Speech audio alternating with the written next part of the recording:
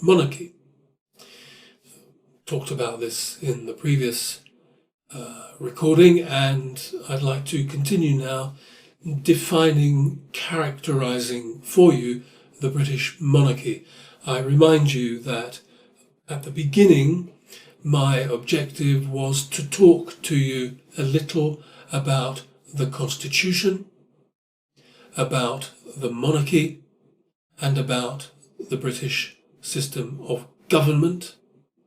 I have dealt with the Constitution and started talking to you about the monarchy, and I would now like to finish up talking about the monarchy before moving on to talk about the last of those three areas, that is, political institutions, the government.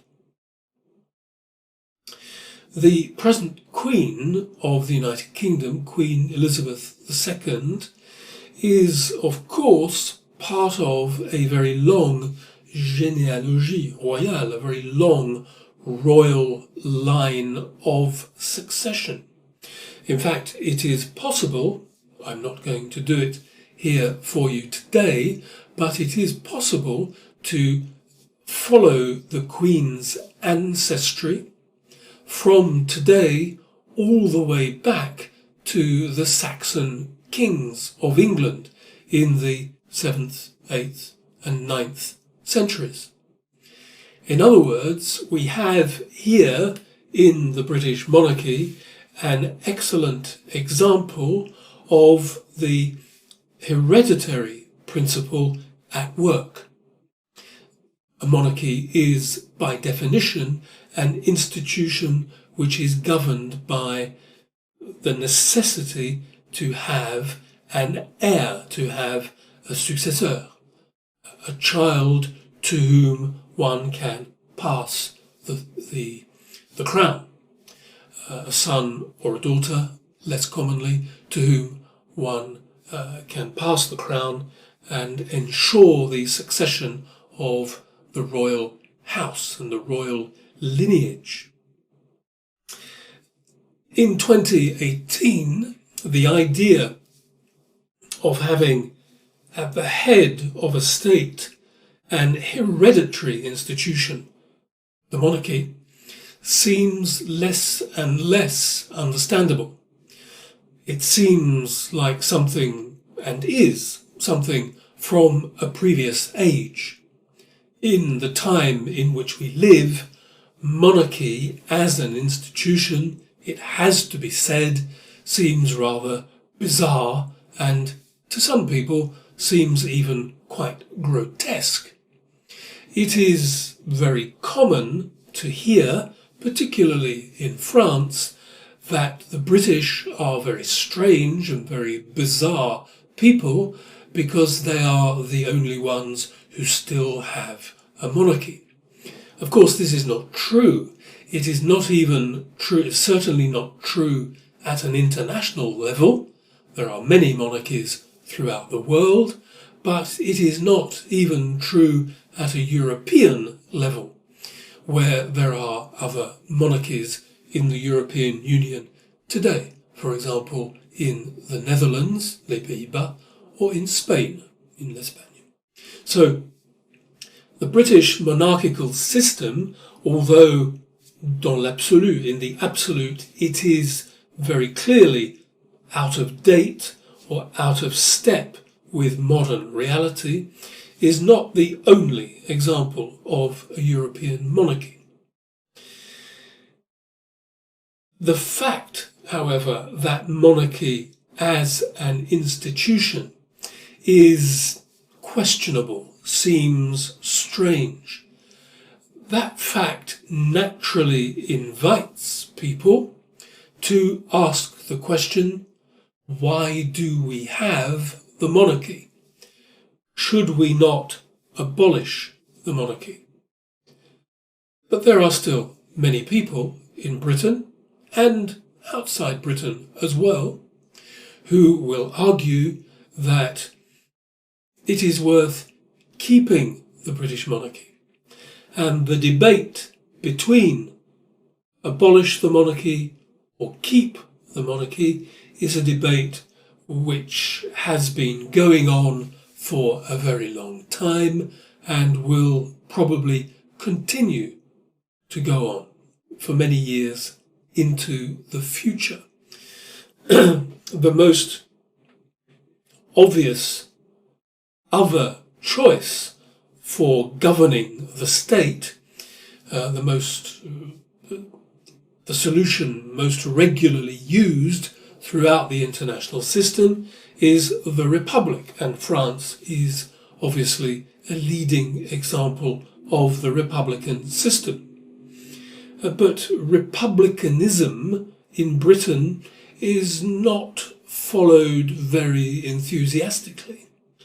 Even if many people ask the question, should we not abolish the monarchy, which is a very old-fashioned system, even those people, they are not necessarily attracted by the idea of republicanism.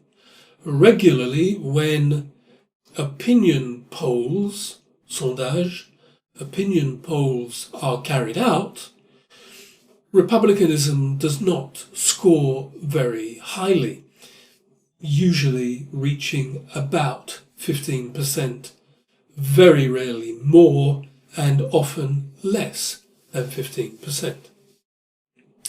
In general, the attitude of the general public towards the monarchy is relatively positive. There are moments in history where public attitudes in Britain towards the monarchy have been negative.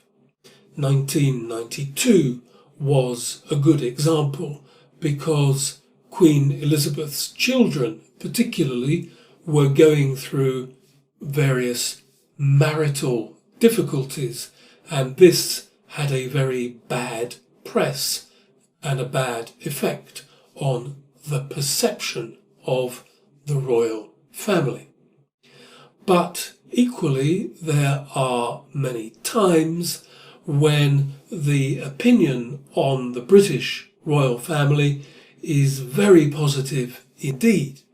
The most obvious examples of this are in years when there is a royal marriage, particularly when a princess or a prince gets married in 1981, 2011, and of course this year with the marriage of Prince Harry and Meghan Markle.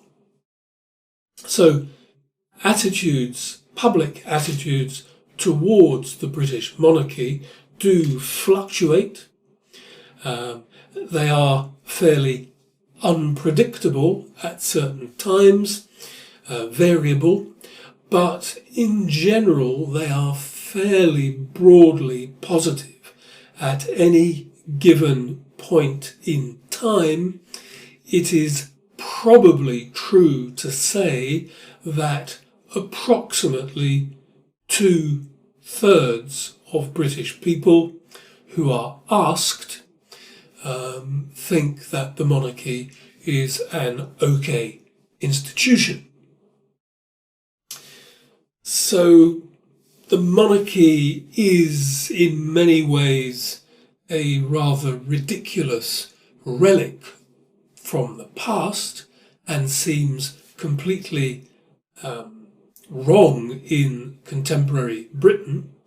But the question, I suppose, that many people, British people, ask themselves is, yes, the monarchy is not particularly well adapted to 2018, but if we take the monarchy away, if we abolish the monarchy, what do we put in its place? Are the other systems better? British people look across the Channel to France, at the French Republic, for example, or across the Atlantic to the United States, particularly at the moment, and ask themselves, well, the monarchy is not very good necessarily, But is the French presidency, or is the American presidency, any better as a solution to the problem of governing a state?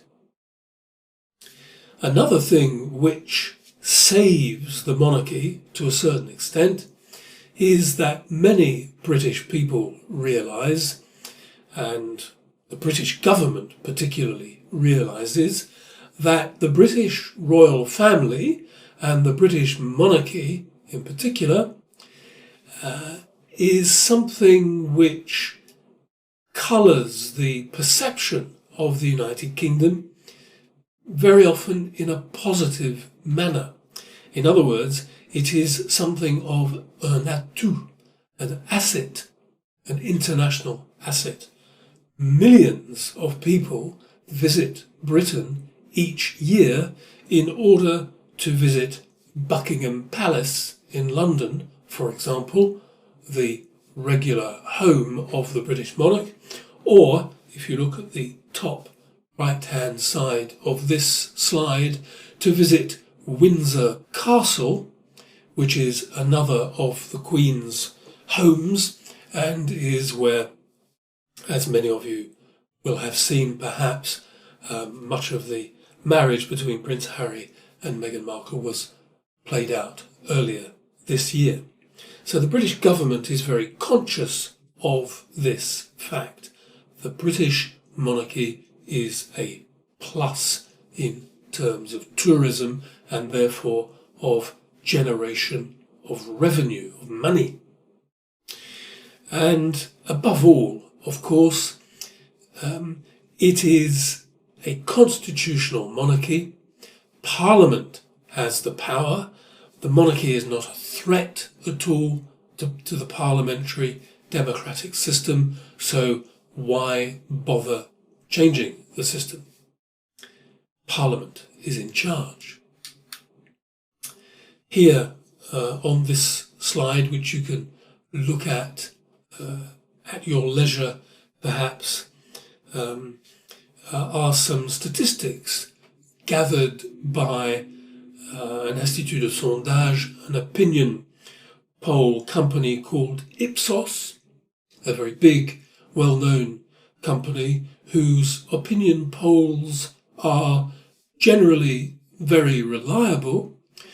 These results show you the international perception of the British monarchy, the way in which people in different countries around the world react to the British monarchy and the British royal family.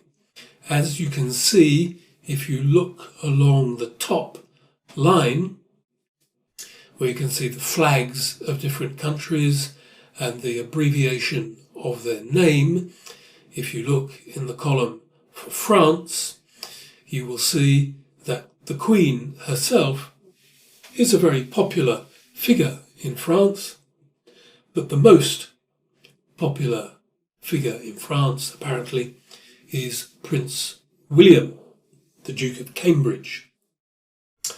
Every country, apparently, has their favourites.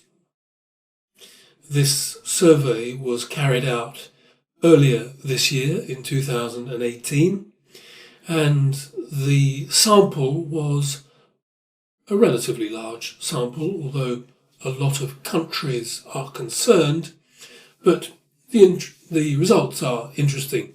How accurate they really are, I don't know, but it's an interesting read.